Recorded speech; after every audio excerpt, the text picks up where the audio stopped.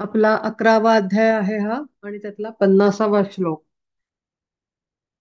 संजय उवाच. इत्यर्जुनं वासुदेवस्तथोक्त्वा स्वकं रूपं दर्शयामास भूय आश्वासयामास च भीतमेनं भूत्वा पुनः सौम्य वपुर्महात्मा. ऐसे बोलताच देवांचा तो देव जाहला मानव देहधारी. नवल ना येथ श्रीहरी समर्थ परी हे अद्भुत भक्त प्रेम. श्रीहरी प्रत्यक्ष पूर्ण परब्रह्म दाखवी परम विश्वरूप. परितयाचे ते स्वरूप थोरले नाही आवडले पार्था लागी. त्यांनी म्हटलं त्याला की काल आपण परवा बघितलं की ते म्हणाले की ह्या स्वरूपाच्या मागे सगुण रूपाच्या मागे काही तू लागू नकोस आणि निर्गुण रूपाचं महत्व तुला कळलं पाहिजे आणि तुझ्या हृदयामध्ये अखंड निर्गुण स्वरूप स्थिर झालं पाहिजे. त्याच्यातच प्रेम जडलं पाहिजे. पण तरीही भक्ताची तळमळ आणि इच्छा पाहता गुरूंनी सगुण साकार रूप धारण केलं परमात्मा श्रीकृष्णानी आणि मानव देहधारी ते पुन्हा श्रीकृष्ण म्हणून समोर उभे राहिले भक्ताच्या प्रेमाखातर. कारण पार्थाला काही ते विश्वरूप तेजस्वी रूप तेज रूप आवडलं नाही. जैसी वस्तू एक हाती घेऊनिया नको म्हणूनिया टाकावी ती. किंवा रत्ना लागी ठेवावे दूषण की वधू पाहून नाकारावी. तैसी अर्जुनाची तेथे झाली स्थिती विराट श्रीमूर्ती पाहोनी ती. देवे तत्वसार तया सांगितले दाओनी आपले विश्वरूप. आता हे सगळं सगळं कोण बोलतंय? हे संजय बोलतोय सगळं. हे संजयाचे शब्द आहेत आता सगळे. की अर्जुनाला काय वाटलं, त्याची स्थिती काय झाली, कशी चूक होतीये त्याच्याकडनं, हे तो थर्ड अँगलनी बघतोय. देवे तत्वसार तया सांगितले दावोनी आपले विश्वरूप. स्वये कृष्णदेव झाला विश्वमूर्ती पार्थावरी प्रीती केवढीही. आपुलिया हौसे सारिखा बरवा साज घडवावा सुवर्णाचा. परी पुनरपी नावडे म्हणून जैसा आटवून टाकावा तो. तैसा शिष्याची या प्रीतीसाठी भला विश्वरूप झाला कृष्णदेव. परितयाच्या ते मना नाही आले अद्भुत आगळे विश्वरूप. म्हणून तो देव पुन्हा कृष्ण झाला प्रेमे प्रकटला पार्थापुढे. येथवरी त्रास सुखी जो साहेल ऐसा का लाभेल गुरु कोठे. असा येथवरी त्रास सुखे जो साहेल ऐसा का लाभेल गुरु कोठे. परी तो संजय म्हणे नेणो कैसी आवडी देवासी अर्जुनाची. व्यापोनी या विश्व भोवती जे भले होते प्रकटले दिव्य तेज. आता आपण असं समजू की एकाच गुरुची दोन डिसिपल्स समोर बसलेले आहेत. दोघांना दर्शन होत आहे. दोघही तेवढेच भाग्यवंत आहेत. पण दोघांची बॅकग्राऊंड पूर्ण वेगळी वेगळी आहे. आणि अशा वेळेला दोघांच्या स्थितीमध्ये पण फरक येतो. म्हणजे लाडका अर्जुन आहे पण कुठेतरी स्पिरिच्युअल स्टेटच्या अकॉर्डिंग संजयाची ही 100% उच्च उत्तमोत्तम उच्च स्थिती आहे. तेव्हाच त्याची निवड झाली तिथे हे सगळं बघण्यासाठी. आणि आता दोन शिष्यांना त्यांनी दाखवलेलं आहे. एक समोर आहे सोबत बसलाय त्याच्यासाठी घडलेलं आहे सगळं आणि दुसरा नशिबानं मिळालाय त्याला किंवा त्याच्या पूर्वपुण्याईनं म्हणा किंवा आत्मउन्नतीमुळे म्हणा. आणि अशा प्रकारचे डिसिपल्स आपल्याला आपल्या गुरूंच्या समाजात पण आपल्याला गुरूंच्या आश्रमात पण आपल्याला असे सेम पेअर्स बघायला मिळतात. एखाद्याला गुरुच्या प्रेमापोटी मिळतं आणि दुसऱ्याला त्याच्या हक्कानी मिळतं का तर तो तेवढे स्पिरिच्युअल डेव्हलपमेंट त्याची सोल डेव्हलपमेंट आहे म्हणून स्टेटस त्याचा तेवढा उच्च लेवलचा आहे. सोल डिझर्व करतो डिझर्विंग डिसिपल त्यालाही मिळतं. पण प्रेमाने गुरु एकाला देतात, दुसऱ्याला डिझर्व करतो म्हणून मिळतं. मग तो डिझर्व करणारा डिसिपल असेल, तो प्रेमापोटी मिळणाऱ्या डिसिपलचं काय म्हणतो आपण, मेजरिंग म्हणतो ना आपण, की त्याला हे करतोय, मोजमाप करतोय त्याचं, की काय बाबा मिळालं दोघांनाही, पण ते डायजेस्ट करण्याची कपॅसिटी, त्याच्यानंतर ते अभ्यासण्याची वृत्ती जे मिळतंय त्याला, हो की नाही? म्हणजे आता डिसिपल आणि गुरु आपण बाजूला ठेवू, इथे काही तसा काही रोल आहे नाही, पण आपला हा प्रोग्राम चालू आहे, आपण सगळेच ऐकतोय, म्हणजे मी सुद्धा पार्टिसिपेट करतेय त्याच्यात, मी सुद्धा हे सगळं ऐकतेय, जे कोणाच्या या म, मुखातनं जातंय ते मी पण ऐकतेय, सगळे आपण ऐकतोय, 15 जण. पण प्रत्येक जण वेगळ्या पद्धतीनं घेतो त्याला. का बरं? त्याचं कारण आहे, पहिला तर सोलची ऍब्सॉर्ब करण्याची कपॅसिटी, की त्याची बैठक कशी आहे, आत्म्याची बैठक, आत्मा किती शुद्ध स्वरूपात आहे, किती तो ग्रॉस स्टेजमध्ये आहे. ग्रॉस म्हणजे काय, की लोअर बॉडीज मध्ये इन्व्हॉल्व. ग्रॉस म्हणजे ग्रॉसचा अर्थ समजून घ्यायचा याच्या पुढे, की लोअर 3 कन्स्ट्रक्टिव्ह बॉडीज ज्या आहेत त्याच्यामध्ये पार्टिसिपेशन जास्त. म्हणजे जर पर्सेंटेज काढायला गेलं, तर जो ग्रॉस मध्ये असतो सोल, तो जास्त 75%, 85%, 90%, 95%, 99% तो इन्व्हॉल्व्ह असतो लोअर बॉडीजच्या ऍक्टिव्हिटीज मध्ये, कामामध्ये. त्याच्यातच सगळी एनर्जी आत्म्याची लागते. आणि त्याच्या अपोजिट असतं हायर स्टेट मधल्या सोलचं. तो अतिशय कमी स्वरूपात महत्व देतो, फक्त व्हेहिकल म्हणून वापरतो त्याला. म्हणजे काय? कारण आपल्याला मागच्या वेळेला पण मी सांगितलं होतं, आणि अनेक ग्रंथात अनेक अनेक संतांनी आणि परमात्मा सुद्धा हेच सांगतो, की या शरीराशिवाय काही मुक्ती नाही. मुक्ती म्हणजे वननेस नाहीये. मुक्ती म्हणजे नॉट स्वर्ग. स्वर्गप्राप्तीबद्दल मी कधीच बोलत नाही. मुक्ती म्हणजे वननेस, एकरूपता, जेणेकरून येणं जाणं थांबेल. ते अल्टिमेट एम आहे. ठीक आहे. तर ते कधी मिळू शकतं, जेव्हा ह्या बॉडीतच तुम्ही सगळा प्रवास पूर्ण कराल, तेव्हाच ती लास्ट स्टेज वाला लाईफ इन्कार्नेशन येतं. म्हणजे काय, की अल्टिमेटली व्हेकलला सोडून आपोआप ऍस्ट्रल बॉडीत, मेंटल बॉडीत काही तुमचं म्हणजे कुठल्याही सोलचं हे नाही होत, वननेस कडे जात नाही, तो स्पिरिच्युअल डेव्हलपमेंट नाही होत. त्याला फिजिकल बॉडी आणि ही सगळी व्हेकल्स हवीत. लोअर व्हेकल शिवाय काही नाही. मग आता ह्या ह्या ह्याच रूलमुळे जो डेव्हलप्ड सोल असतो, त्याला तर सोडता तर नाही येणार आहे. बॉडीला सोडायचं नाहीये, त्याच्याजवळ पण मेंटल बॉडी असते, त्याची पण इमोशनल बॉडी असते, त्याची पण इदरिक बॉडी म्हणजे चक्राज आणि नाडीज ते असतात, आणि फिजिकल व्हेकल तर असतं. त्याच्याशिवाय हे सगळं पॉसिबल नाही. तर सगळं सेमच असतं दिसायला. मी हे का डिस्कस करते, कारण दोन डिसिपल आहेत श्रीकृष्णापुढे, आणि दोघांच्या बैठकीमध्ये खूप फरक आहे, आणि दोघांच्या इम्पॅक्टवर म्हणजे रिझल्टवर खूप फरक आहे.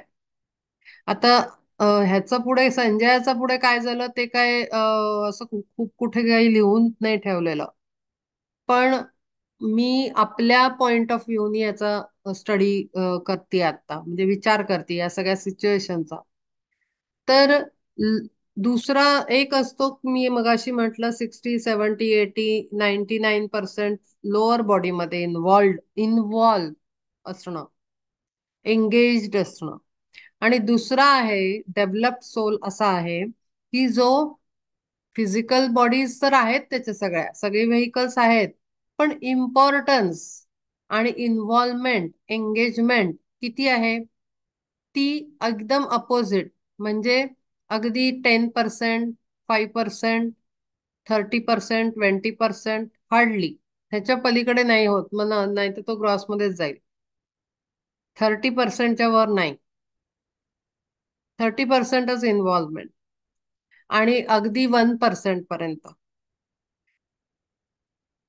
इतकं इतका कमी यूज, इतकी इन्व्हॉल्वमेंट, इतकं एंगेज ते लोअर बॉडीत होतात.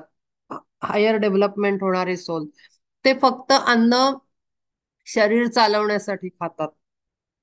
मग मला अशीच भाजी पाहिजे, त्याच्यात इतकं तिखट पाहिजे, तीच भाजी पाहिजे, ती तशीच बनली पाहिजे, हे काही नसतं. जस्ट फूडचा टाइम झाला, फूड इनटेक ह्या टाईप पर्यंत. किंवा मॅक्झिमम 30 वाले लोक, की हा ठीक आहे अन्न आहे ना, आणि आपले काही रूल रेग्युलेशन्स असतात. मग हायर स्टेटवर गेल्यावर बरेच रूल्स फूड बद्दलचे पण फॉलो करावे लागतात, खूप जास्त. तर त्या त्या रूल्स रेग्युलेशन्स मध्ये बसणारं फूड आपण खातोय ना, एवढी प्रिकॉशन घेतली जाते. फूड इनटेक किती क्वांटिटीचा खायचा, किती वेळा खायचा, ह्याच्यावर. तर इतकं जास्त मग ते इकडचे असतात, ते खूपच जेवणाच्या गप्पा, जेवणाबद्दलचा विचार, किती कुठे कोणाकोणाकडे जायचं, कोणाची लग्न अटेंड करायची, कोणाच्या मुंजी आहेत, कोणाची कार्य आहेत, मग तिथे गेलंच पाहिजे. म्हणजे हे सगळा विषय इकडचा आहे, दुसऱ्या साईडचा. इकडे तसा काही विषयच नसतो. तर ही आहे, हा फरक आहे. म्हणजे काय आहे ना, मला हे सगळं बोलावं ह्याच्यासाठी लागतंय, कारण काय करायचंय आणि कुठे चेंजेस करायचं ते कळलं पाहिजे. आणि ते कळणार नाही का, तर जोपर्यंत डिस्कस नाही होणार. म्हणजे नुसतंच आपण म्हणायचं लोअर बॉडीमध्ये नाही राहायचं, लोअर बॉडीमध्ये नाही राहायचं, म्हणजे नक्की करायचंय काय? तुम्हाला माहितीये, मला वाटतं दासबोधात, दासबोधात मी वाचलेलं आहे, आय थिंक दासबोधच, की त्यांनी म्हटलंय,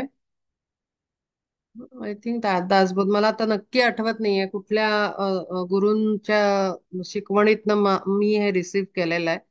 पण त्यांनी म्हटलंय अक्षरशः, म्हणजे मुंजी लग्न कार्य त्याचं सुद्धा अ, साधकांनी, म्हणजे योग्यानी म्हणा, किंवा संन्यासी तर जातच नाही, संन्यासाला पूर्णच अमान्य आहे ते, पण जायचं नाहीये. जे समारोहाचं जेवण असतं ते कधी ग्रहण करू नये. जे काय म्हणतो आपण, लार्ज स्केलवर फूड डिस्ट्रीब्युशन होतं, म्हणजे फूड डिस्ट्रीब्युशन म्हणजे फंक्शन, पार्टी आणि लग्न कार्य, मुंजी, किंवा जे काय गृहशांती, आमकं डमकं, जेवढी कार्य म्हणतो आपण, कार्याचं जेवण बहुतेक हेच आपले रामदास स्वामींची शिकवण आहे. जेवण अमान्य आहे ते, म्हणजे मंजूर नाही आहे ते. त्याचं कारण आहे.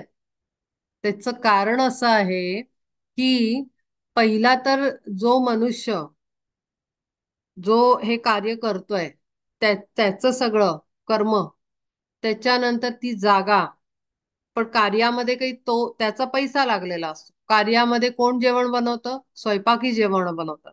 मग ते त्यांची कर्म, ती प्लेस जिथे कार्य आहे, तिथल्या एनर्जीज, असं खूप इश्यूज आहेत त्याच्यामध्ये, बरेच बरेच बरेच बरेच.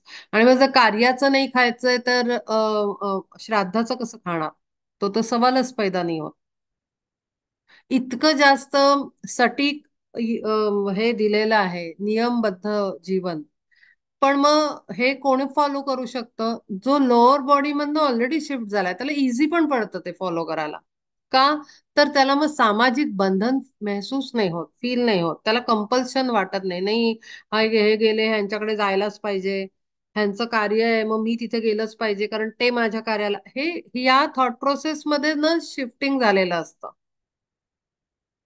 ते आले, ठीक आहे, आपण गेलो, काय ठीक आहे. म्हणजे इतकं, म्हणजे बंधन जे आहे ना, हे समाजाचं बंधन आहे. हे खूप विचित्र वाटेल ऐकायला, पटणार नाही प्रत्येकाला, पटावं अशी माझी इच्छाही नाहीये. मी रियालिटी सांगते, मी फॅक्ट्स वर बोलते. जी अपेक्षित रियालिटी जी काही आहे ना, त्याच्यावर बोलते. कोणाला काय आवडतं नावडतं ह्याच्याशी माझं काही घेणं देणं नाही, मी फॅक्ट सांगते, सत्य बोलतेय मी. की जे एक्सपेक्टेशन आहे, म्हणजे आपल्याला कमसे कम माहिती पाहिजे ना की कुठे जायचंय. जरुरी नाही आपण याच लाईफ टाईम मध्ये आपण तिकडे एवढी फास्ट हे करावी की सगळे आपले समाजातले कॉन्टॅक्ट तोडावेत, लग्न कार्यांना बंद करावं जाणं. हे मी काहीच म्हणत नाहीये, पण मी सांगते की लोअर बॉडी मधनं हायर स्टेट मध्ये शिफ्टिंग करायचं म्हणजे नक्की काय करायचं ते हे आहे. त्याच्यानंतर जास्तीत जास्त लोकांमध्ये बसणं उठणं, जास्तीत जास्त गप्पा मारणं किंवा जास्तीत जास्त प्रोग्राम्स एंटरटेनमेंट ह्याच्यात राहणं, हे रिड्यूस करणं. हे आहे लोअर मधनं हायर मध्ये चेंज करणं स्वतःला. हे आहे ते. म्हणजे नक्की करायचं काय हे कळलं पाहिजे म्हणून साठी थोडस ओपन करून फोडून सांगितलं. तर ते दोन दोन डिसिपल्स आहेत, त्यांच्यामध्ये खूप फरक आहे. ज्याला कष्ट करून अनंत जन्माच्या मेहनतीनं मिळतं ना, त्याला त्याची कदर असते की अरे बापरे, हे आपल्याला खूप मौल्यवान चिंतामणी दिलेला आहे, त्याला त्याला जोपासलं पाहिजे, त्याला सांभाळलं पाहिजे. ती कामधेनू आहे, ती अमुक आहे, तो कल्पवृक्ष मिळालेला आहे, की माझ्या आत्म्याने इच्छा केली आणि मला माझ्या गुरूंनी दिलं. पण इथे थोडस अर्जुनाच्या बाबतीत वेगळी स्थिती आहे. अर्जुन हा लाडका आहे, तो एनर्जी फॉर्म मधला सोल आहे. त्याची स्टोरी पूर्ण वेगळी आहे, त्यामुळे तो हकदार बनतो या सगळ्याचा. पण इकडे संजयाची स्थिती वेगळी आहे. त्याचा सामाजिक हे पण वेगळा वेगळा आहे. दर पोझिशन, सोशल पोझिशन मध्ये पण डिफरन्स आहे, मेजर डिफरन्स आहे. तर म्हणून तो या थर्ड पॉइंट ऑफ व्ह्यूनी हे सगळं बघून बोलतोय की स्वये कृष्णदेव झाला विश्वमूर्ती, पार्थावरी प्रीती केवढी ही, आपुलिया हौसे सारिखा बरवा, साज घडवावा सुवर्णाचा, परिपुनरपी नावडे म्हणून जैसा आटवून टाकावा तो. जसं एखाद्या श्रीमंत घरातलं पोर असावं ना, की अरे मग नाही का तुला हे दूध प्यायचं, बरं ठीक आहे, ते बनवलेलं बाजूला नाही, मग मग अमुक चॉकलेट घालूनच दूध पाहिजे. असं झालं हे. लाड लाड केले जात आहेत. पण त्याला समजतंय का की त्यांनी हे रूप, त्यांनी सगुण रूपात पडायचं नाहीये. त्याला सतत हेच तेच सांगतात आहेत, पण शेवटी लाडका आहे ना, त्यामुळे लाड आलेच पुन्हा. आपुलिया हौसे सारिखा बरवा, साज घडवावा सुवर्णाचा, परिपुनरपी नावडे म्हणून जैसा आटवून टाकावा तो. तैसा शिष्याची या प्रीतीसाठी भला, विश्वरूप झाला कृष्णदेव, परितयाच्या ते मना नाही आले, अद्भुत आगळे विश्वरूप. म्हणून तो देव पुन्हा कृष्ण झाला, प्रेमे प्रकटला पार्था पुढे, येथवरी त्रास सुखे जो साहेल, ऐसा का लाभेल गुरु कोठे. पण ही जाणीव ना आपण ठेवायची आहे. आपण काही आता अर्जुन नाही आहोत, आपण संजय आहोत. आपल्याला मिळालेला कण आणि कण आपण वेचायचा आहे, जपायचा आहे आणि सांभाळून ठेवायचा आहे, तो जिथून जिथून येतो. कारण गुरु मेहनत करतायत, गुरु परिश्रम करतायत, गुरु प्रेम ओततायत आपल्यावर, म्हणून आपण त्याची किंमत निश्चित ठेवायची. परी तो संजय म्हणे नेणो कैसी, आवडी देवाची अर्जुनाची, व्यापोनिया विश्व भोवती जे भले, होते प्रकटले दिव्य तेज, तेची साठवले मागुती सहज, तिये चतुर्भुज कृष्णरूपी, त्वम पद ते जैसे तत्पदी सामावे, बीजात साठवे वृक्षाकार, ना तरी जीवाची जागृती साचार, स्वप्नाचा विस्तार गिळी कैसी, तैसा देवे मग विश्वरूप योग, आवरीला चांग कृष्णरूपी.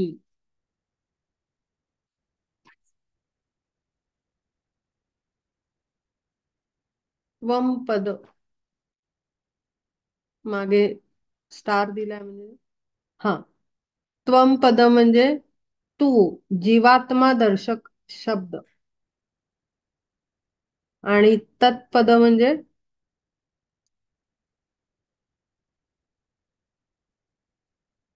हम्म, तत्पद, तद म्हणजे ते, ब्रह्म या अर्थी शब्द, पद म्हणजे स्थान. तत्वमसी हे वेदातील सामवेदाच्या छांदोग्य उपनिषदातील महावाक्य असून त्यात तत्, त्वम आणि असी असे तीन शब्द आहेत.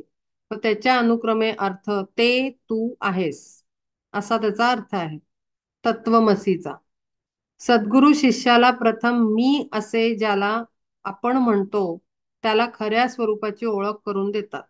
मग सर्व विश्वात ओतप्रोत भरून असणारे सच्चिदानंद स्वरूप परमात्म तत्व आणि खरा मी ही एकच आहेत असे दाखवून देतात.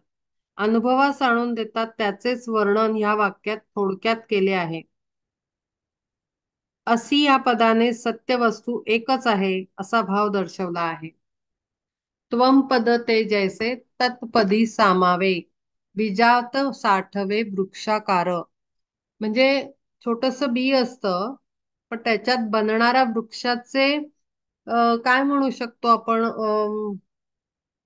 अंश स्वरूपात लक्षणं सगळी त्याच्यात बीजात सामावलेली असतात. असं असं काही ते छोटं करून झाड त्याच्यात बसवलेलं नसतं बीजामध्ये. पण त्याच्यामध्ये बीजाचं अंकुरित होऊन वृक्ष बनण्यासाठीच्या क्वालिटीज रिक्वायरमेंट्स त्याच्यात आहेत सामावलेल्या. तसंच आपल्यामध्ये पण ते पोटेन्शियल आहे परमात्म स्वरूपापर्यंत जाण्याचा.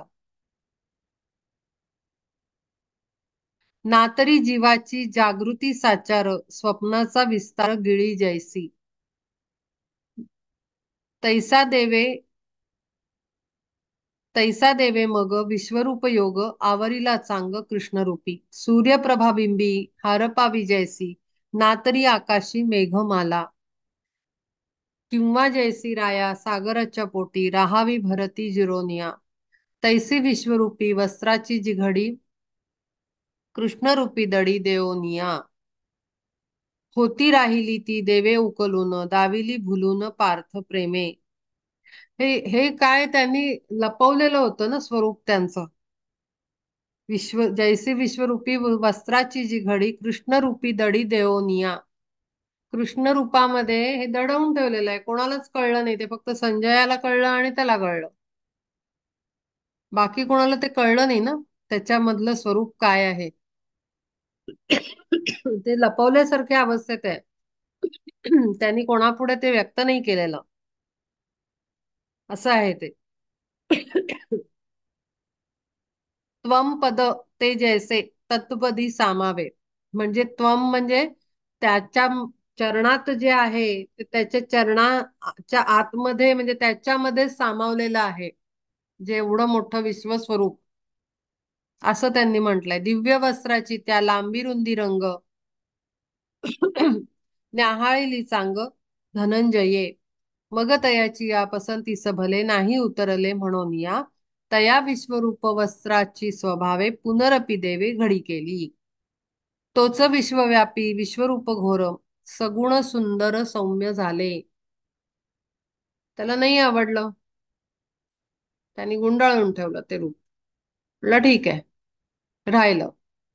काय सांगू फार श्रीहरीने थोर विश्वरूप घोर आवरोनी चतुर्भुज रूपी पुन्हा प्रकटून दिले आश्वासन अर्जुनासी. स्वप्ना माझी कोणी विलोकावा स्वर्ग येताची तो मग जागृतीत. व्हावा अकस्मात आश्चर्यचकित तैसा तो विस्मित पार्थ झाला. ना तरी सद्गुरु होताची प्रसन्न सर्व भवज्ञान ओसरावे. आणि जैसे व्हावे तत्वाचे स्फुरण श्रीहरी दर्शन तैसे पार्था. ना तरी सद्गुरु होताची प्रसन्न सर्व भवज्ञान ओसरावे. भवज्ञान म्हणजे सगळं सृष्टीचं भान संसाराचं भान. सद्गुरु भेटल्यानंतर सगळं आपल्याला विसर पडतो. आणि जैसे व्हावे तत्वाचे स्फुरण श्रीहरी दर्शन तैसे पार्था. श्रीहरीच्या आड विश्वरूप थोर सरता ते दूर सुखावे तो. जणू काळा लागी जिंकून यावे मागे हटवावे महावाता. किंवा बाहुबळे सप्तही सागर उल्लंघोनी पार व्हावे जैसे तैसे पार्था लागी झाले समाधान मागुती देखून हरिरूप. मावळता सूर्य जैसा प्रकटती तारका मागुती आकाशात. तैसा देखू लागे पार्थ चराचर लोकही साचार तिये वेळी. हे ना, इथे अर्जुनाला यांनी दर्शन दिलं. पण एक सिच्युएशन अशी आहे बघा, त्याच्यामध्ये मागच्या वेळेला मी उल्लेख केला होता. शिशुपालाला कृष्ण सुदर्शन चक्र 100 अपराध पूर्ण झाल्यानंतर त्याला सुदर्शन चक्राने मृत्यू देतात. ती ते सभेत आहे, अर्जुनाच्या ह्याच्या युधिष्ठिराच्या दरबारामध्ये ती घटना घडते. काहीतरी कारणाने बोलावलेलं असतं आणि ते मान श्रीकृष्णाला देतात, युधिष्ठिर. आणि तिथे तो चिडून बोलायला लागतो. ये शिशुपाल त्यांचा कझिन ब्रदरच आहे, श्रीकृष्णाचा. आणि त्याचे 100 अपराध होण्याची वेट करत असतात ते. शिशुपाल म्हणजे पुन्हा तोच पार्षद, ज्याला ज्याला शाप मिळालेला होता, 3 जन्म. मागच्या वेळेला मी सांगितलं होतं. अं,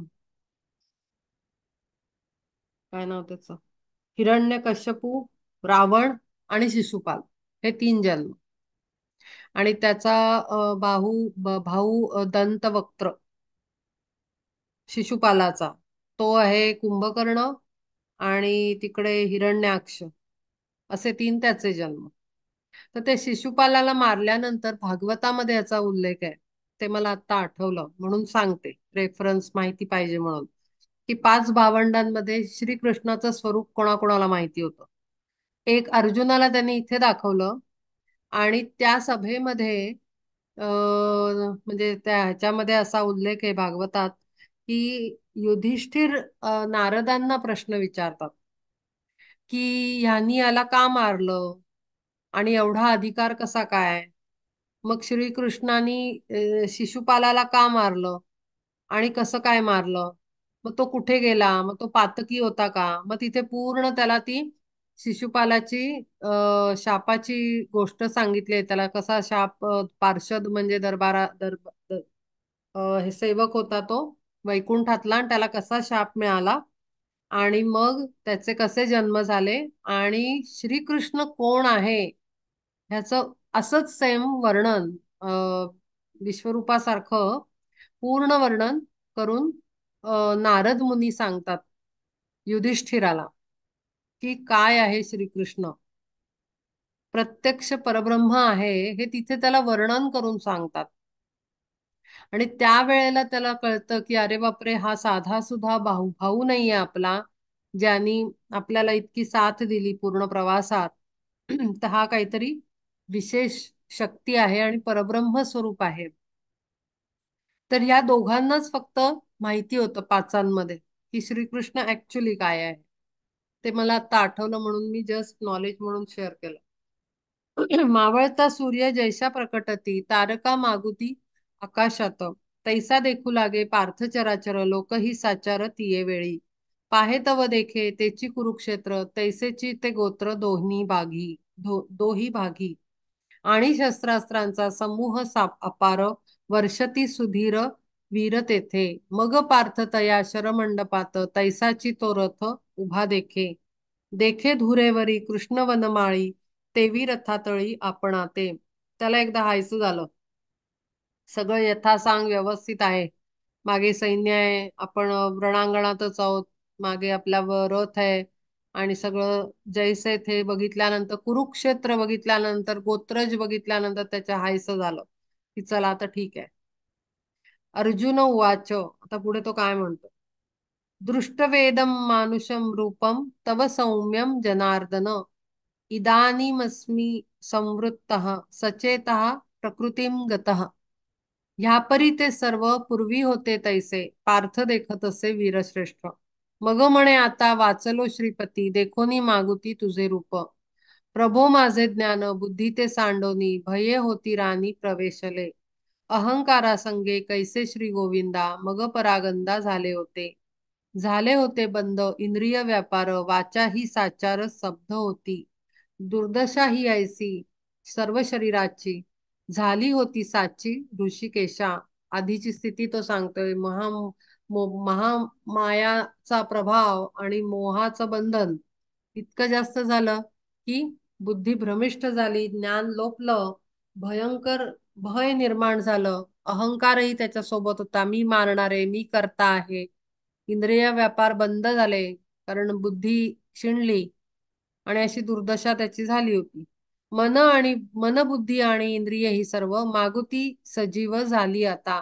लागली कराया आपुले व्यापार, मूळ ठायावर येऊनिया. म्हणे देवा मज जाहला संतोष, रूप हे मानुष देखोनिया. म्हणजे ते जेव्हा रूप बघितलं त्यांनी, तेव्हा त्याची काय अवस्था झाली होती ती त्यांनी आता वर्णन केली. कसला गळपटून गेला होता तो, घाबरून त्यांचं विश्वरूप दर्शन पाहून.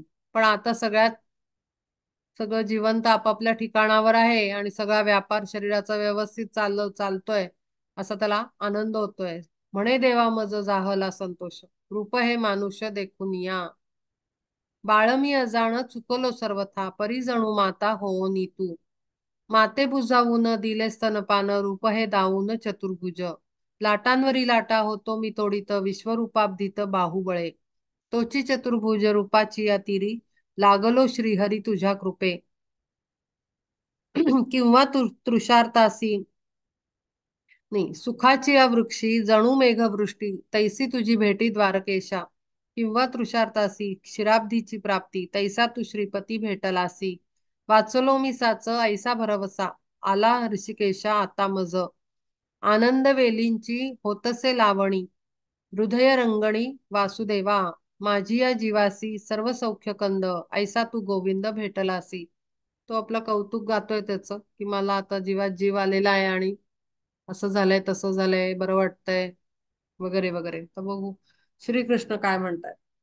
श्री भगवान उवाच, सुदुर्दशम मिदम रूपम दृष्टवानसी यन्मम, देवा अप्यस्य रूपस्य नित्यम दर्शन कांक्षण. भक्त अर्जुनाचे ऐकुनी हे बोल, देव श्री गोपाळ काय बोले. म्हणे पार्था प्रेम ठेवावे साचार, नित्य निरंतर विश्वरूपी. पुन्हा आपलं त्याला तेच सांगतात. त्याच सगळं बडबड ऐकली, हाय बरं वाटलं. तरी ते म्हणतायत, अरे बाबा तू इथे या मोहात अडकू नको.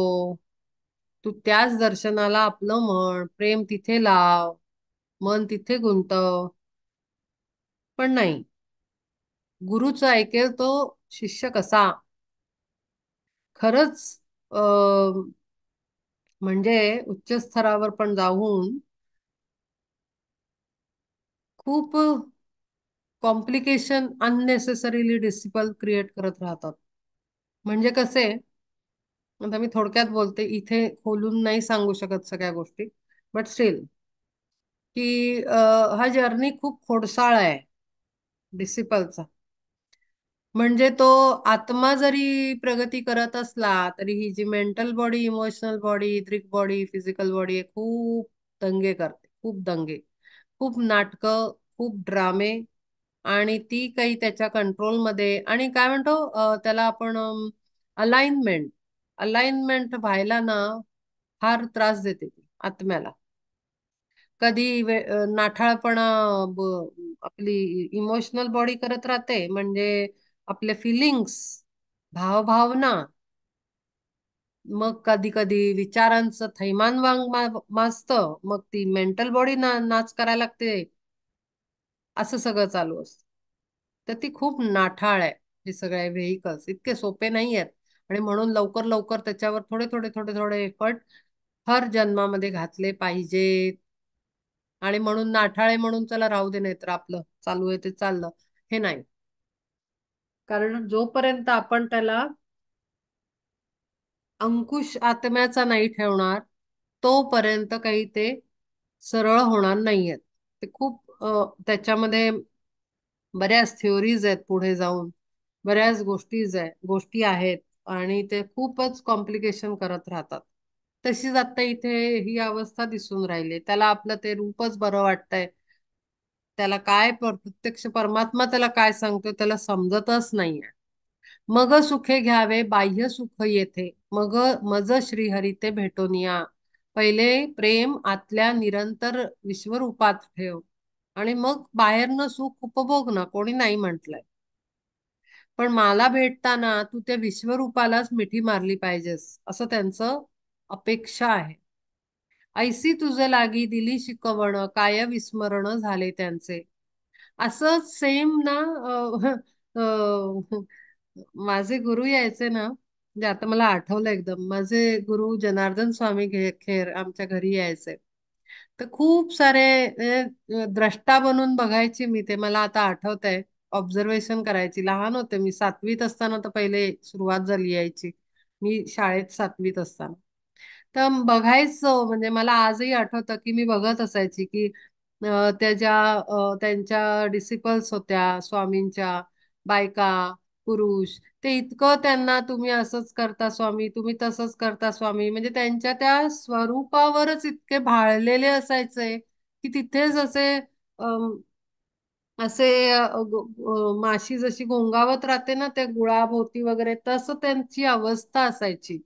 आणि ते स्वामी मात्र मी बघितलंय की ना, खूप ते म्हणायचे ना, खूप सांगत असायचे की हे इतकं प्रपंचात रमू नका, इतकं माझ्यात अडकू नका, इतकं तुम्ही हे करू नका. त्या विश्वाची रचना करणारा, म्हणजे हे खरंच जनार्दन स्वामींना पण मी हे असंच, हीच भाषा श्रीकृष्णाची बोलताना ऐकलेलं आहे डोळ्यांनी लहानपणी. मला आत्ता एकदम ते आठवलं.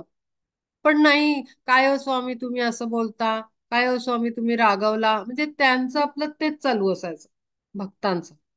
आणि स्वामी काहीतरी वेगळंच सांगत असायचे. ते ते कधी तार जुळली असेल की नाही कोणास ठाऊक. तेव्हा तर मी खूप छोटी होते, चाइल्डच म्हणावं लागेल, 7th क्लासमध्ये, 8th क्लासमध्ये, 7वी 8वी 9वी. पण ते काय चाललेलं असायचं कळायचंच नाही. म्हणजे आता अ, मला नाही माहिती पुढे काय झालं असेल, पण इथे तीच अवस्था दिसते. तो सारखं सांगतोय की तू नको मला इतकं मोहात अडकू, हे शरीर. आणि ठेवला ना त्यांनी शेवटी देह, गळून पडला तो, गळपटून गेला तो अर्जुन. जेव्हा श्रीकृष्णाने त्यातलाही काही न हे करता, अ, न सांगता, न इन्फॉर्मेशन देता त्यांनी देह ठेवला तिकडे द्वारकेमध्ये. त्यांनी काही इन्फॉर्म वगैरे केलं नाही या पाचांना, किंवा लाडका होता म्हणून अर्जुनाला. त्यांनी देह ठेवला आणि हा मग एकदम अवसान गळालं त्याचं. पण गुरु तेच सांगायचा प्रयत्न करतात, शरीरावर मोहित होऊ नको. हे जे निर्माण आहे हे नाशिवंत आहे, आणि एनर्जी फॉर्म मध्ये आहे, ते जिवंत आणि परमनंट आहे. तर तू त्या एनर्जी फॉर्म मध्ये परब्रह्माला तू हृदयात ठेव, एनर्जी फॉर्म मध्ये, शक्ती स्वरूपात. आपल्याला त्या बाह्य गोंड स्वरूपाला बघायचंच नाहीये. मग गुरु रूपामध्ये स्त्री असू दे नाही तर पुरुष असू दे, ते मॅटरच करत नाही. आतली शक्ती, त्याच्या हृदयातल्या परब्रह्माला, माझ्या हृदयातला परब्रह्म जो अजाण आहे, तो जाऊन टच झालेला आहे. हे गुरूंचं माझ्या वाक्य, माझ्या पत्रामध्ये त्यांनी दिलंय. मी पण असंच म्हणायची, स्वामी तुम्ही मला मार्ग दाखवला. ते म्हणायचे नाही, तुझ्या हृदयस्थ राम का हे आहे ते माझ्या हृदयस्थ याला रमलं आहे, त्याच्या त्याच्या प्रेमात, असं ते शब्द वापरायचे. ते ते मलाही त्यांनी तेच सांगितलं की शरीरावर जाऊ नको बाळा, तू आत्मा, परब्रह्म जे हृदयस्थ आहे त्याच्यावर फोकस कर. आणि इथे तो तेच तळमळून सांगतोय त्याला, मग सुखे घ्यावे बाह्य सुख येथे, मग मज श्रीहरी ते भेटोनिया. ऐसी तुझ लागी दिली शिकवण काय विस्मरण झालं त्याचे. हेच तर तुला सांगतोय, कळतंय का? आपणही तेच घ्यायचंय. आपल्याला कोण सेशन करवतं, कुठून आपल्याला ऐकायला मिळतं, सगळं बाजूला. कारण त्या देह स्वरूपाची काही व्हॅल्यू नाहीये, ते नशिवंत आहे. आलेला आहे शब्द ब्रह्म, साऊंड, जो आपल्याला काय म्हणतो, ऍब्स्ट्रॅक्ट फॉर्म मध्ये येतोय. कळतंय? ऍब्स्ट्रॅक्ट अँड कॉन्क्रीट. कॉन्क्रीट जे आहे, कॉन्क्रीट मटेरियल जे आहे ते जड आहे. जे कॉन्क्रीटच्या बिल्डिंग म्हणतो आपण, कॉन्क्रीट हा शब्द आपल्याला सिमेंट बिल्डिंगशीच लक्षात येतो. पण कॉन्क्रीट हा शब्द ऍब्स्ट्रॅक्ट आणि कॉन्क्रीट या पॉइंट ऑफ व्ह्यूनी पण बघितला जातो. कॉन्सेप्टच्या एनर्जी फॉर्म मध्ये. तर कॉन्क्रीट कॉन्सेप्ट किंवा कॉन्क्रीट थिंग म्हणतो आपण, ती जड, आणि ऍबस्ट्रॅक्ट इज एनर्जी फॉर्म. तर आपल्याला शब्द ब्रह्मात, आणि यासाठी माहितीये हे सगळं मला कल्पना आहे. आणि म्हणूनच जेव्हा माझे सेशन सुरू झाले 3-4 वर्षापूर्वी कोविडच्या दरम्यान, तेव्हा मी कॅमेरा, म्हणजे आजही माझं तेच आहे, कॅमेरा मी बंद ठेवते. त्याच्या मागे खूप मोठा कॉन्सेप्ट आहे. त्याच्या मागे कॉन्सेप्ट असा आहे की देणारा मी नाही आहे, आणि माझं स्वरूप आणि माझा चेहरा दिसलाच नाही पाहिजे लोकांना, बिकॉज त्याची कारण काही व्हॅल्यूच नाहीये. आवाज, साऊंड, साऊंड मधनं शब्द ब्रह्म, तेच जाऊन भिडलं पाहिजे हृदयामध्ये, कानाच्या थ्रू हृदयामध्ये, ब्रेन मध्ये. कॉन्शियसनेस काल आपण बघितला, त्याच्यामध्ये शब्दब्रह्म जाऊन टच झालं पाहिजे. हा अंडरस्टँडिंग ठेवून, कॅमेरा ऑफ ठेवून, अटीवरच मी सेशन सुरू केले होते, आणि आजही त्याच बेसिसवर चालू आहे. कारण लिहिण्याचा फॉर्म इम्पॉर्टंट नाहीये, ते जे वरून येत आहे ते नॉलेज, शब्द ब्रह्म महत्वाचं आहे. आणि खूप तळतळून सांगतायत, ते तळमळून सांगतायत, अगदी ओरडून सांगतायत की अरे तुला अशी शिकवण दिली आहे, तू ते का नाही घेऊन राहिला, का तू जडामध्ये पुन्हा आपलं रमतोय आहेस, का? आणि एक गंमत सांगते. आता मी सुरुवात अशी केली की दोन शिष्य, एक आहे दूर बसलाय, तो दुरून बघतोय द्रष्टा रूपामध्ये, आणि एक अगदी समोर शिकवतोय. आपल्या घरात बघा, दोन लेकरं असतात आईला. आई एकाला शिकवत असते, एक हे दोघां ऑब्विसली डिफरन्स असतो दोन मुलांमध्ये. कोणीच कधीच सेम स्वभावाची दोन मुलं घरात दिसत नाहीत कुठल्याही. कारण मुळात आई वडीलच वेगळ्या वेगळ्या डिरेक्शननी आलेले असतात, त्यामुळे ती मुलं पण वेगळी वेगळीच होतात. चाहे किती असतील, 1, 2, 3 जे काय असतील ते. प्रत्येक मूल वेगळी केस असते. प्रत्येक child is different case for handling, understanding, study. पॅरेंटसाठी प्रत्येक प्रत्येक केस नवीन असते. तर ती एकाला कदाचित त्याला खूप जास्त एफर्ट टाकावा लागतो आईला, पण त्याला समजवण्याच्या चक्करमध्ये जे बाजूला असतं, ते सगळं बघत असतो मूवी. काय चाललंय, कसं समजवलं जातंय, काय समजवलं जातंय, काय सांगितलं जातंय, काय सोडायला सांगतायत, काय धरायला सांगतायत, काय अंडरस्टँड करायला सांगतायत. तर तो दुरूनच शिकत जातो, दुसरं चाइल्ड जे असतं ते. एकाला शिकवण्यामध्ये दुसरं आपोआप घडून जातं. असे मातांचे अनुभव असतील 100%. दुसऱ्याला फार फार एफर्ट नाही टाकावा लागत. मग आपल्याला बायका असं गप्पा मारताना बाहेर ऐकायला मिळतं ना, ह्या मोठ्याला मला खूप हे करावं लागलं, ह्याला शिक्षा कराव्या लागल्या, ह्याला अमुक करावं लागलं, ह्याला छोट्याला नाही, हा शहाणा आहे. हा शहाणा नसतो, तो बघत असतो आणि तो आधीच शिकून घेतो. त्याचा क्लास आधीच होऊन जातो अननोईंगली, म्हणून तो शहाणा. तसं संजय आहे, दुरून बघतोय आणि शहाणपण त्याला मिळून जात आहे पटापट पटापट. हा बसलाय आपला, ह्याच्यावर एफर्ट टाकतोय श्रीकृष्ण, पण त्याला समजून जात आहे की काय करायचंय काय नाही करायचंय, कळतंय. हे आहे ते दोन डिसिपल, एक अगदी कौतुकाचा, पण त्याच्यावर पहिलं मूल फार प्रेम, जीवापाड असतं ते आईला. पहिलं मूल फार जीवाचं असतं, अगदी लाडकं लाडकं म्हणतात त्याला. पहिलं मूल अत्यंत लाडकं, म्हणून त्याच्यावर खूप एफर्ट टाकतात आई वडील. दुसऱ्याला काही टाकावे नाही लागत, म्हणून ते दोडकं असतं असं नाही, पण ते खूप स्मार्ट निघतं, ते आपोआपच शिकून जातं. आणि तिसरा आणखी नसेल तर त्या दुसऱ्याची तर मजा, म्हणजे माझ्यावरनं बोलते मी, मधली आहे.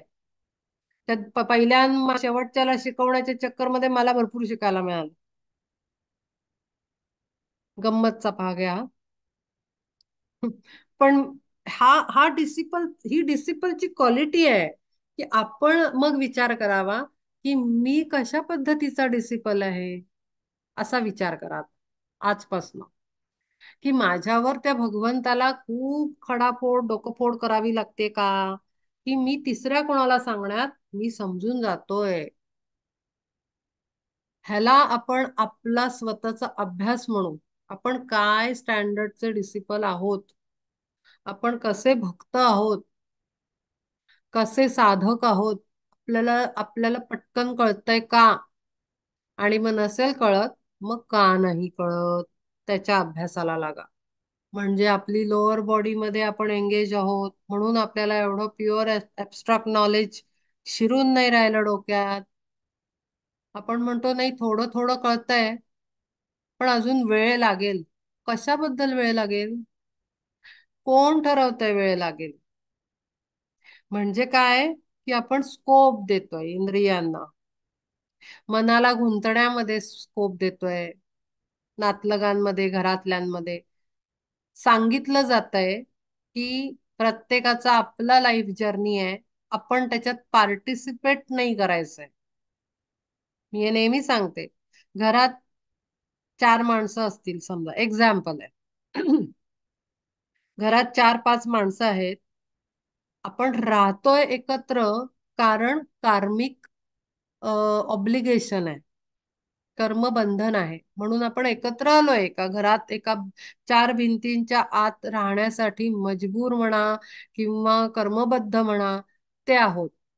पण जरी आपण एकत्र एकाच किचन मध्ये बनलेला स्वयंपाक खात असलो, एकाच घरात राहत असलो, एकाच कमाईत मध्ये जगत असलो, तरीही प्रत्येक जीवाचा आपला जर्नी आहे, हे डोक्यात घालून घेणं फार आवश्यक आहे. आपण त्याच्या कर्मबंधनाचा, मूव्हीचा, ऍक्टिव्हिटीजचा, ड्राम्याचा पार्ट बनायचा नाहीये. मला माहितीये सोपं नाहीये, अवघड आहे, पण आपण इतकेही लहान बाळ नाही ना की आपण कौतुक करावं स्वतःचं. नाही नाही, अजून थोडा वेळ लागेल मला ते कळाल. अरे कशाबद्दल वेळ लागेल? माहितीये, 19व्या वर्षी का काहीतरी, म्हणजे मी कुठेतरी कठोर होईन. तुम्ही म्हणाला हो तुझी केस वेगळी. कशाबद्दल वेगळी? कशाबद्दल वेगळी? गुरूंनी डायरेक्ट पत्रात ना आदेश दिला, भेटले पण नाहीत, सांगितलं नाही, समजून नाही सांगितलं कसली आत्मभूमिका काय असतं ते, कशाशी काय म्हणतात ना, कसं वापरतात, काही नाही सांगितलं. डायरेक्ट पत्र आहे माझ्याकडे, मी दाखवीन हवी तर, फोटो काढून पाठवीन. आत्म्याच्या भूमिकेत जगायला शिक, डायरेक्ट आदेश. कुठली आत्मभूमिका, कोण आत्मा, कसं समजू, माझ्यात कुठे येतो, कसं सापडणार मला याची उत्तरं, सांगा बरं. आणि पुढे हेही लिहितात, मला माहिती आहे की अवघड आहे, पण तू करायचं आहेस. पण इथे आता असं असं जर लेटर तुम्हाला आलं, तर तुम्ही काय कराल? फोल्ड करून आत ठेवून नाही द्यायचंय की बघू कधीतरी कळेल? माझे भुंगा लागला डोक्याला. बाप रे, एवढं स्ट्रेट फॉरवर्डली लिहितायत. मला माहितीये ते अवघड आहे, पण तुला करावं लागेल आणि तुझं ह्याच्यात कल्याण आहे, असंही म्हणतात. म्हणजे काहीतरी एक्सपेक्टेशन आहे, पहिली पार्ट. दुसरं पार्ट की हा आदेश आहे. आणि तिसरं की त्यांना असं वाटतंय म्हणजे मला एफर्ट टाकला तर जमू शकेल. मग ते करायला सुरुवात. आत्मभूमिका काय? पहिला अभ्यास. आत्मभूमिका म्हणजे काय? तर आत्मभूमिका म्हणजे मी आत्मा आहे या रोल मध्ये जाऊनच अख्खं जगायचं, सकाळ दुपार संध्याकाळ, आठवडे दिवस महिने वर्ष. मी आत्मा आहे, मी आत्मा आहे, मी लीना नाही, मी आत्मा आहे, असं करतच सकाळ दुपार संध्याकाळ सुरू करायची जगाला. सोपं आहे का? नाही आहे सोपं. जेव्हा आपण आत्मा आहे, अरे मग समोरचा काय आहे? मग तो तर शरीरात असल्यासारखं रागवतोय, रुसतोय, हे करतोय, ते करतोय, त्रास देतोय, पॉलिटिक्स, अमुक डमुक, नोकरी करतोय आपण. मग तो आत्मा म्हणून नाही, त्यांनी नाही करायचंय, ते आत्म्याच्या भूमिकेत आपणच करायचंय. किती कॉम्प्लिकेटेड आहे हे. त्यामुळे मी कधी कधी कठोर होईन आणि मी सांगेन की कशाचं कौतुक करताय आपण, की आम्हाला थोडा वेळ लागेल. हो हो, कळतंय कळतंय, पण वेळ लागेल थोडा. का? कोणाचं कौतुक? कोणाला स्कोप देताय, कोणाला टाइम देताय सुधारायचा? आत्म्याला सगळं जमतंय. पण मला मग पटत गेलं हे की अरे हो, आत्म्याला कळतंय सगळं. आत्म्याला कळलंय गुरूंनी काय आदेश दिलाय. ऐकत कोण नाहीये? शरीर ऐकत नाहीये, इंद्रिय ऐकत नाहीये. तीन आठाळ आहे, ते मनाला नाचवतायत. इकडे बघ, तिकडे बघ, ह्याचं कौतुक कर, त्याचं कौतुक कर. अरे, ही तुझी मुलगी आहे, हिचं कौतुक कर, ही तुझ्यातनं निर्माण झालेली आहे, हे आपलं लेकरू आहे, हे प्रेमाचं आहे. अजून माया, मोह, ममता, पता नाही काय काय काय काय काय काय. हे कोण? आत्म्याला आत्माच कळतो. आत्म्याला मूल आहे, मोह आहे, माया आहे, काही कळत नाहीये. मग हे कोण सांगतंय? हे सगळं फिडिंग कोण करताय? इंद्रिय करतायत. शरीर वासना करते की मी आई आहे, हे माझं मूल आहे, ही माझी मुलगी आहे, हा माझा मुलगा आहे. हे सगळं कोण क्रिएट करतंय? शरीर म्हणजे मी, हा भाव क्रिएट करतो. कळतंय की का कसं स्ट्रिक्ट व्हायचंय? तर मी सांगत होते की प्रत्येकाचा आपला जर्नी आहे, प्रत्येक जण ठरवून आलेला आहे. त्याच्याबरोबर काय काय स्टोरी घडणार आहे त्याच्या मंजुरीनं स्टॅम्प मारून आणलेला आहे. कोणी जबरदस्तीनं त्याच्या माथी मारलेला नाहीये तो, की हा प्लॅन घेऊन जा रे तू. असं नाहीये. त्याला विचारलंय काय काय काय काय बाबा. हो, मला अमुक अमुक अमुक अमुक आहे. मग कोणाला कशाचं सुख असेल, कोणाला कशाचा प्रॉब्लेम असेल. सगळं छान तर कोणाचं बघायलाच नाही मिळत ना आपल्याला. आपण बघतो ना की खूप श्रीमंतात, म्हणजे इवन आता घ्यायचंच झालं तर सेलिब्रिटीज ना घ्या तुम्ही, आपल्याला वाटतं वाव काय मस्त जगतात, वाव काय छान त्यांचं लाईफ आहे. आपल्याला माहिती आहे त्यांच्या आतमध्ये त्यांना रिलेशनशिप इश्यूज असतात, बरेच भानगडी असतात. त्यांना आई बापाने नीट वागवलेलं नसतं, त्यांच्या लाईफमध्ये अक्षरशः महायुद्ध चालू असतं. आपल्याला कळत असतं ते. कारण का? ग्लॅमर. ग्लॅमरमुळे ते लपवून टाकतात, मेकअप करून त्याच्यावर खोटं खोटं खोटं सगळे पुखवटे घालून. आपल्याला सामान्यांना कळत नाही त्यांच्या लाईफमध्ये काय चाललंय. त्यांच्यापेक्षा अत्यंत उत्तम जीवन तर आपण जगतो. अतिसामान्य लोक अत्यंत उत्तम जीवन, उच्च कोटीचं पराकोटीचं जीवन आपण उत्तमोत्तम जीवन जगतो मनुष्य म्हणून. तर त्यामुळे जायचं नाही कशाच्या भ्रमांमध्ये जगायचं नाही कधी.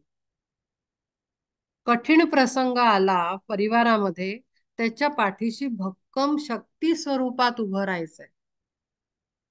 जा रे, तुझा तुझा प्रकारे तू तुझं घेऊन आलाय, मर असं नाही म्हणायचंय. हे पण नाही करायचंय. लव्हिंग काइंडनेस, हार्ट ऍक्टिव्हेशन, त्याच्या पाठीशी बाबा रे तू काही घाबरू नकोस, मी तुझ्या सोबत आहे, हा त्याला विश्वास द्यायचा आहे.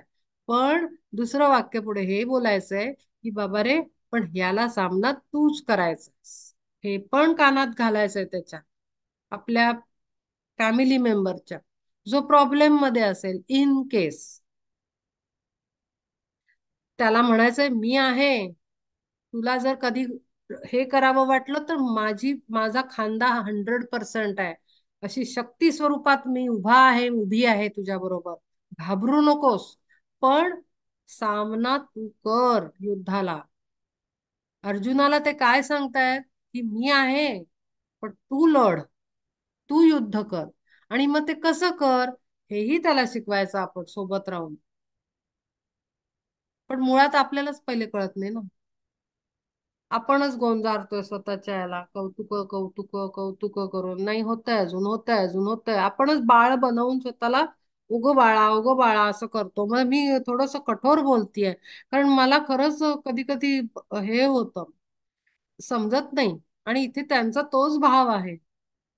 कुठेतरी त्याच रोल प्ले मध्ये मी पण आता माझी अंतस्थिती आहे की मलाही चिडायला होतं बघून, की का बदल नाहीये इथे. आत्म्याला सगळं शक्य आहे. आत्मा काय, काही काही टाईप आहे नाही त्याच्यात. स्त्रीचा आत्मा वेगळा, पुरुषाचा वेगळा नाही. आत्मा आत्मा आहे. तो शरीर बदलतो, एका जन्मात स्त्री बनतो, दुसऱ्या जन्मात पुरुष बनतो. कारण त्याला तसा एक्सपिरियन्स घ्यायचा असतो, म्हणून तो ते प्लॅन घेऊन येतो. पण आपण काय, आपण आपल्या याच्यातही असतो आणि दुसऱ्याच्या याच्यातही पार्टिसिपेट करतो. त्याचं दुःख आपल्या डोक्यावर, आपण तो रडतो, आपणही रडतो आयुष्यभर. अरे काय चाललंय काय? खूप खूप विवेक विवेक विवेक सतत विवेक, की मी किती काय आहे ना, जरी आपण एका घरात असलो ना, तरी खरंच बघितला तुम्ही बसून जर एक अर्धा पाऊण तास असे मस्त खुर्चीत बसा आणि प्रत्येकाच्या जीवनाला थर्ड अँगलने ऑब्झर्व करा, तुमच्या घरात जेवढी माणसं असतील तेवढ्यांची, की ह्याचं काय आहे, याचं चाइल्डहुड कसं. आता आपल्याला नवरे बिवरे यांचं माहितीच असतं, बायकोचं नवऱ्याला माहिती असतं की काय चाइल्डहुड आहे, कुठून आलंय, काय आलंय. आपण त्याचा थोडासा बसून विचार करावा, काय बॅकग्राऊंड होती, कसं झालं, शिक्षण कसं झालं, ओके असं झालं, तसं झालं, तसं झालं. आणि मग पुढे एक त्याला लेबलिंग करावं, की ओके पण हा ह्याचा जर्नी आहे. जर स्ट्रगल केला असेल तर तो जर्नी स्ट्रगलचा घेऊन आलेला आहे, तो ठरवून आलेला आहे. मग त्याचं कौतुक हो आमच्या याने स्ट्रगल केला हो, मग आपणही त्याच्यात पार्टिसिपेट करायचं. कशासाठी करायचं? काय आहे ना, ही जी मधली बॅलन्सची लाईन आहे ना, ती ते बॅलन्स वर चालता आलं पाहिजे. ना इकडे झुकायचंय ना तिकडे झुकायचंय. तू तुझं बघ असंही नाही म्हणायचंय, आणि अगदीच गळ्यात घेऊन सगळं जगायचं नाहीये ओझं घेऊन. मधल्या तारेवर पावलं, तो एक खेळ, ते लहान मुलांना आजकाल शाळांमधनं असे खेळ असतात.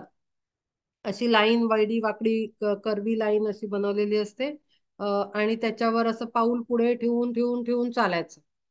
तर काय आहे तो बॅलन्स.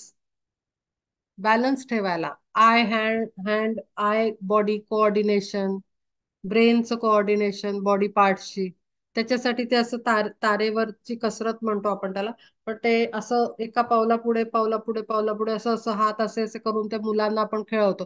नाही नाही, तू ह्याच्यावरनं चाललं पाहिजे, तुला बॅलन्स आला पाहिजे. मग हा बॅलन्स आपल्याला का नाही आला पाहिजे? आपण मुलांना शिकवतो फिजिकल बॅलन्स आणायला, आपल्याला लाईफ बॅलन्स का नाही आला पाहिजे? आला पाहिजे. आपण जसे वयाने मोठे होतो, मनुष्य ना आपल्याला पाहिजे तसे नियम पलटवत असतो, कधी इकडच्या ह्याच्यामध्ये, कधी तिकडच्या ह्याच्यामध्ये. वृद्ध झालं की म्हणायचं अरे मी खूप मोठा आहे, मी वयाने मोठा आहे, मग तिथे इगो मोठा, मी वयाने मोठा आहे, तू मला कसं शिकवणार. आणि मग जेव्हा हे शहाणपण इकडे वापरायचं असतं, नाही आम्ही तर, आम्हाला कुठे आता कळत नाहीये, आम्हाला कुठे अमुक नाहीये, आम्हाला कुठे तमुक नाही, आता कळायला लागलं तर थोडं हे होतंय, आता थोडं ते होतंय, थांबा थोडं, थांबा थोडं. त्या चिऊच्या गोष्टीसारखं, थांब जरा हे होऊ दे, थांब जरा ते होऊ दे, थांब माझ्या मुलांची लग्न होऊ दे मग मी शाणा होईल, थांब माझ्या मुलांना नातवंड होऊ दे मग मी शाणा होईल. काय चाललंय? कधी थांबणार हे सगळं? हजारो जन्म झाले आपण तिथेच आहोत. हायर सेल्फ कॉन्शियसनेस, परवाच बोलले होते, की आत्म्याचा कॉन्शियसनेस किती घालवणार आहे अजून, असं आत्म्याने विचारलं पाहिजे. अरे अजून किती जन्म, अजून किती दिवस राहायचंय खाली, अजून किती दिवस ये जा ये जा ये जा कर. हा, आज माझ्या डोक्यात एक पॉइंट आला होता, तो मी सांगते आता. माहितीये का, पुढचा जन्म जो असतो ना, त्या आजच्या जन्मातल्या ह्या अख्खं जे लाईफ इन्कारनेशन आपलं आहे, लाईफ टाईम आहे, जन्माच्या पासून ज्या दिवशी मरतो, एज काय असेल ते, जे काय एज असेल ते, त्या अख्ख्या एवढ्या लाईफ स्पॅन मध्ये मनुष्य ज्या ज्या इच्छा त्याच्या मनात उमटतात ना, की अरे माझ्याबरोबर हे हवं होतं, मला अमुक हवं होतं, मला तमुक हवं होतं, माझ्याबरोबर असं व्हायला पाहिजे होतं, माझं ना असं असतं तर बरं झालं असतं, टाइप्स थॉट जे असतात ना, माहिती काय होतं, आपण पुढच्या जन्मांचं हे वाढवतो, कारण वाढवतो, रिझन्स वाढवतो, कॉजेस वाढवतो, कारण वाढवतो.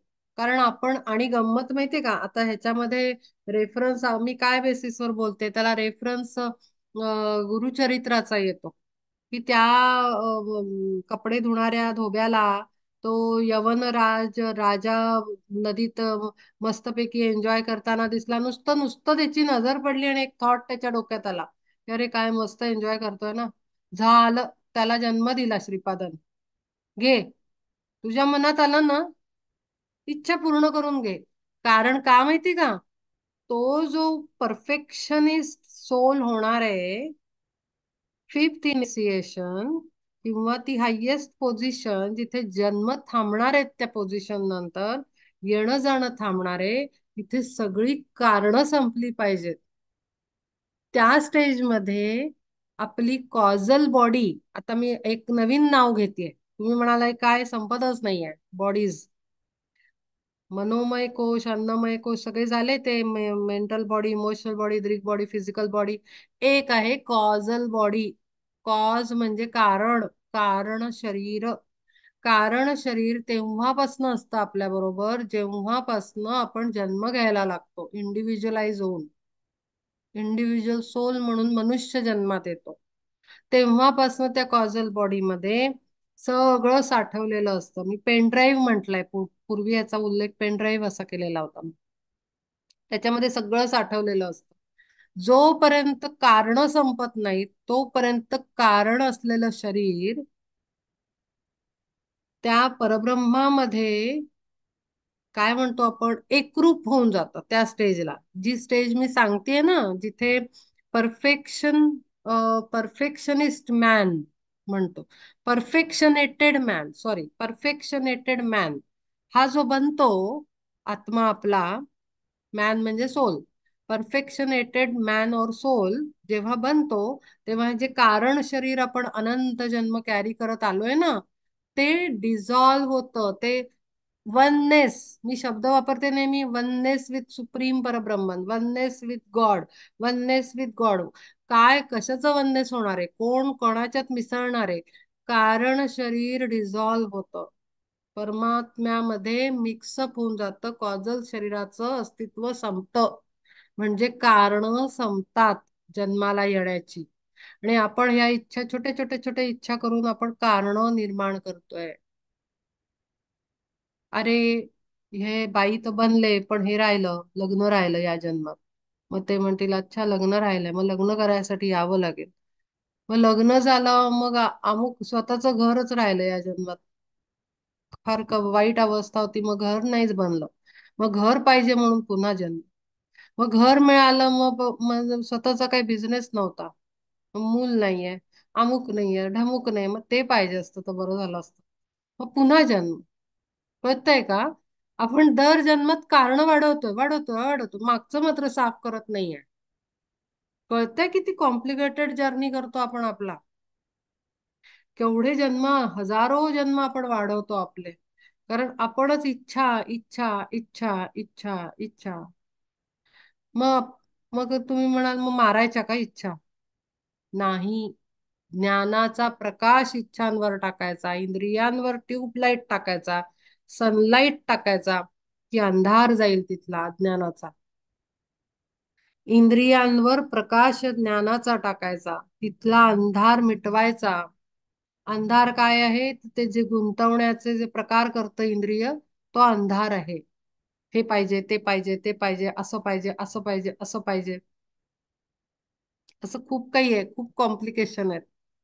म्हणून तुरंत कामाला लागायचं, जेव्हा ज्ञान मिळतं तेव्हा सोडायचं नाही, इमिजिएट कामाला लागायचं.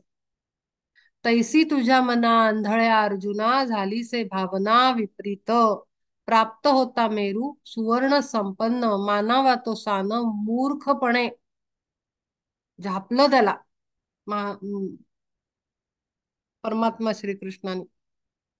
हे आत्ता वाचली लाईन. आता माझी अवस्था तीच आहे, मला आतून असं हे झालंय, चिडल्यासारखं झालंय, माझी भाषाही आज तशीच नेमकी निघतीये, कारण तशीच अवस्था असते. ऐसी तुझ लागी दिली शिकवण, काय विस्मरण झाले त्याचे. प्राप्त होता मेरू सुवर्ण संपन्न, मानावा तो सान मूर्खपणे. तैसी तुझ्या मना आंधळ्या अर्जुना, झालीसे भावना विपरीत. अत्यंत चुकीची, उलट्या दिशेने चाललायस तू. तरी विश्वात्मक विराट रूपडे, आम्ही तुझ पुढे दाविले जे. नव्हेच ते तू प्राप्त शंभूसही पार्था, तपे आचरिता नानाविध. महादेवांना सुद्धा असं मी दर्शन नाही दिलं, असं तुला मिळालं, पण तुला त्याचं काही कपाळ करंटा निघालास. आणि अष्टांगादी साधने करून जरी योगी जन श्रांत झाले, तरी तया तेही नाही ज्याची भेटी, दुर्लभ किरीटी ऐसे जे का. किती दुर्लभ आहे ते पुन्हा पुन्हा सांगतायत. रूप ते विराट तरी एक वेळ, देखावे केवळ किंचिन किंचिन मात्र ऐश्या चिंतनात देवही सकळ उत्कंठेने काळ घालविती लागली आकाशी चातकाची दृष्टी भावी मेघदृष्टी म्हणून या तैसे उत्कंठित सदा सुरवर पहाया हे थोर विश्वरूप परिस्वप्निही ते देखिती न जाते सुखे प्रत्यक्ष ते देखिले तू काही उपयोग नाही होऊन राहिला पण नाहम वेदैर्न तपसा न दानेन चेजया शक्य एवं विधो द्रष्टुम दृष्टवानसी मा यथा पोहोचे ना तेथे साधनांची धाव वेदशास्त्रे सर्व मुरडली विश्वरूपाचा हा चालावया मार्ग तपांचाही लाग नाही येथे यज्ञदाने तीही झाली असमर्थ रूप हे यथार्थ देखावया माझे विश्वरूप देखिले तू जैसे आज अनायासे धनंजया तैसे पार्था माझे वावया दर्शन एकले साधन भक्ती हेची भक्ती डिव्होशन सरेंडर हेच पाहिजे तेव्हाच कुठेतरी दर्शन प्राप्त होतं ते सुद्धा त्यांनी काय विश्वरूप दर्शन म्हटलेलंच नाही आहे ते नुसतं माझं साधं दर्शन व्हायला एकमेव साधन आहे भक्ती सरेंडर अत्यंत अनकंडिशनल लव अनकंडिशनल हा शब्द महत्वाचा आहे बाकी तर ते तुला दाखवलं ते तर कोणालाच नाही मिळणार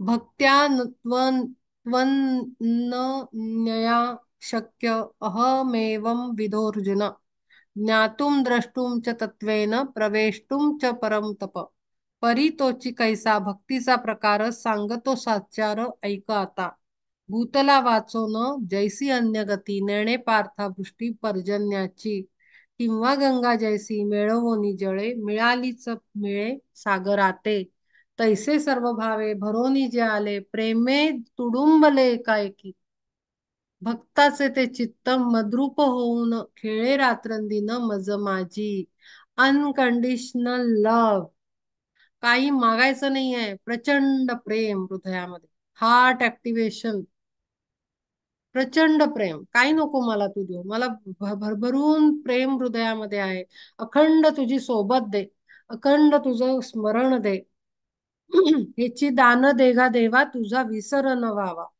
तुकारामांनी फक्त स्मरण दे तुझं एवढं मागितलं प्रत्येक संत तेच मागतो की कणभरही दूर करू नकोस बोट सोडू नकोस विवेकाची संगती एक क्षणही सोडू नकोस कारण तो विवेकच आहे तो मला तुझी आठवण करून देईल तुझं संघ एक मात्र अखंड सोबत राहावा बाकी मिळेल नाही मिळेल ते डिवाइन प्लॅनचा पार्ट तू नको दूर जाऊ मला बाकी काही माहिती नाही काय वाटेल ते सर्वांमध्ये मला तूच दिसतोस भक्ताचे ते चित्त मद्रूप होऊन खेळे रात्रंदिन मज माझी सर्वत्र सारिखा मी तो असे कैसा शिराब्धी का जैसा क्षीराचाची तैसेच त्याचे चित्त काय सांगू फार देखे चराचर मद्रूपची आत्ताच म्हणले ना प्रत्येकात मला तो दिसतो प्रचंड सेवाभाव प्रचंड सरेंडर प्रचंड डिव्होशन ट्रिमेंडस लव ही भक्ताची लक्षणं आहेत तिथे आय मी मायसेल्फ काही संबंधच नाही मजपासून या कीटकापर्यंत एक भगवंत तुझे नाही तत्क्षणी विश्वरूप भगवंत आकळे निभ्रांत तया लागी अशा स्वरूपाने विश्वरूप भगवंत त्याला भेटतो कळतंय आता कसं विश्वरूप दर्शन आपल्याला मिळतं जे आपण इतके दिवस घेतोच आहोत आपण एकदम राईट ट्रॅकवर आहोत आपण कुठेही चुकलो नाही आपण सर्वात विश्वात परब्रह्म बघतोय कणाकणात बघतोय प्रत्येक मेसेज मध्ये बघतोय प्रत्येक वस्तूत बघतोय असं आपल्याला सर्वत्र परब्रह्म जेव्हा दिसतं असं दर्शन आपल्याला ते घडवतात तत्क्षणी मी विश्वरूप भगवंत आकळे निभ्रांत तया लागी ऐसे होता ज्ञान मग आपोआप माझे विश्वरूप दिसे तया पहा त्यांनी प्रत्येकाची सोय केली या सगळ्या एकदम एवढ्या मोठ्या प्लॅनच्या मार्फत हा जो डिवाइन प्लॅन आहे भगवद्गीतेचा आपण म्हणू बरं त्याला दिसलं कसं होतं ते इकडे काय होतं डाव्या साईडला काय होतं उजव्या साईडला काय होतं मागे काय होतं पुढे काय होतं कोणाच्या हातात कोणतं शस्त्र होतं ते महत्वाचं नव्हतं मी सांगितलं ना माग तेव्हाच की ते सगुण रूप होतं, कुठेतरी आपल्याला माणसांना कळावं. नाही तर कसं कळणार, ते भगवद्गीतेत लिहिणार कसं? पण हेच आहे की इकडे तिकडे आत बाहेर परब्रह्म परब्रह्म परब्रह्म, दुसरं काही नाही. अख्ख्या ऍटमॉस्फिअर मध्ये परब्रह्म. अशी जी अवस्था, ती उच्च भक्ती. आता पुढचा अध्याय आहे.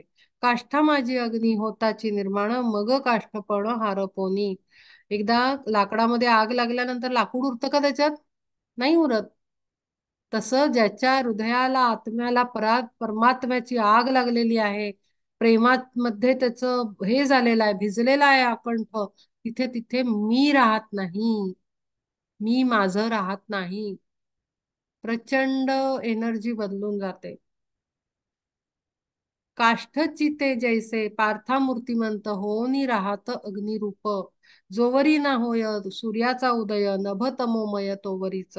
मग एकाएकी प्रकाशे संपूर्ण जातसे भरून सूर्योदयी. पार्था तैसा होता माझा साक्षात्कार, संपे येर झार अहंतेची. कारण शरीर एकरूप होत, येर झारा संपतात. त्या येरझारा कोण मारत? अहंता, मन, ममता. माझं व्हायचंय, मला हे उपभोगायचंय, मला हे व्हायचंय, माझा हा अनुभव राहिला, तो अनुभव राहिला. श्रीमंती जगायची राहिली, गरिबी जगायची राहिली, पुरुष व्हायचं राहिलं, स्त्री व्हायचं राहिलं, आई व्हायचं राहिलं, वडील व्हायचं राहिलं, भाऊ व्हायचं राहिलं. हे जेव्हा संपतं अहंतेचं, तेव्हा येर झारा संपतात. सगळं ऑलरेडी माझ्या तोंडून गेलं. तेच सांगतात येते, अहंतेची वारी संपता निर्धारी, द्वैत जाय दुरी एकाएकी. अद्वैतात होतं सगळं. द्वैत दूर होतं.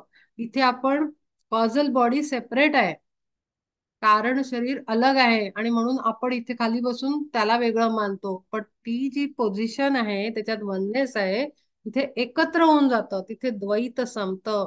अद्वैत, शिवोहम शिवोहम, जे त्यांनी म्हटलंय आपल्या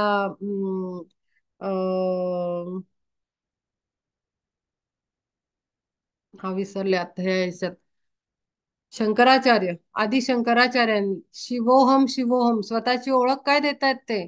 त्यांनी रचलं त्याला, त्यांना विचारलं गुरूंनी, तू कोण आहेस बाळा, एवढ्या जंगलात तू कुठे फिरतोयस? त्यांनी स्वतःची ओळख, मी शिव आहे, मीच तो आहे आणि तोच मी आहे, अशा स्थितीत असलेले ते अवतार रूपाने उतरलेले असतात. मग असे अवतार रूपाने उतरतात एकरूप झालेले. ऐसा मज माझी सामावून राहे, मीच होता आहे एकत्वे तो. हेच सांगितलं सगळं आता त्यांनी. मत्कर्म, मत्कर्म कृन मत परमो मद्भक्त संग वर्जिता, निर्वैर सर्वभूतेषु य स मामेति पांडवा. इति श्रीमद् भगवद्गीता उपनिषत्सु ब्रह्म विद्यायां योगशास्त्रे श्रीकृष्णार्जुन संवादे विश्वरूप दर्शन योगो नाम एकादशोऽध्यायः. संपला इथे. मग तयांची ती कर्मे होती साच, मग एकासीच समर्पण. जया लागी जगी आवडे मी एक, नावडे आणिक दुजे काही. इह परलोक सार्थक सकळ, जयासी केवळ मीच आहे. मीच धनंजया जया लागी जाण, असे प्रयोजन जीवनाचे. मग विसरला सर्व भूत जात, मीच भगवंत भूती देखे. म्हणून स्वभावे निर्वैर होऊन, एकत्र सर्वत्र जाणून भूती देख, सर्वत्र जाणून माते भजे. ऐसा जो का भक्त, तयाचे शरीर लोपता साचार मद्रुपतो. विश्व हे आघवे उदरी सामावे, म्हणून स्वभावे दोंदिल जो. असं असं व्हायला किती जन्म मग आपल्याला काढावे लागतील, जर आपण काम नाही सुरू केलं स्वतःवर तर. ह्याच्यावरनं अंदाज आलाच असेल आता. आणि कारुण्याचा रसाळ सागर, देव तो श्रीधर बोले ऐसे. त्याची सांगितले तुझ दैवे गुणे, संजय तो म्हणे ऐकराया. त्याला तो सांगतोय आपला, पण त्याला अंतर्दृष्टी नाही, बाह्यदृष्टी नाही, त्याच्यावर काहीच परिणाम झाला नाही. असो गोपाळाचे बोल हे ऐकून, आनंद संपन्न झाला पार्थ. श्रीहरिचरण सेवनी साचार, एक तो चतुर जगामजी. तेणे देवाची या दोन्ही त्या मूर्ती, न्याहाळील्या चित्ती नीटपणे. तव अनावर विश्वरूपाहून, मानिले सगुण कृष्ण रूप.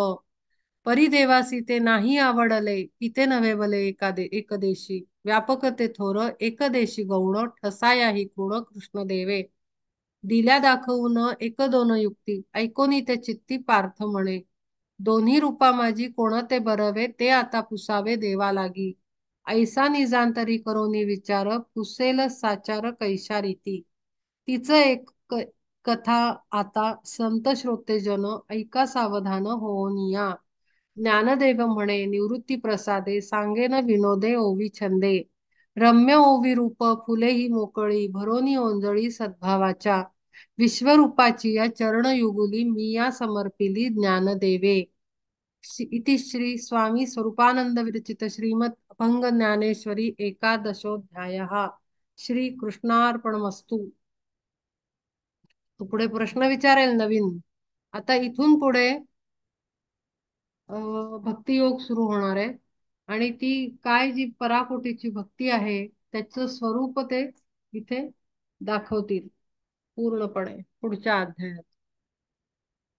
आता हा आपला 11वा अध्याय पूर्ण झाला. विश्वरूप दर्शन आपल्याला मिळालेलं आहे.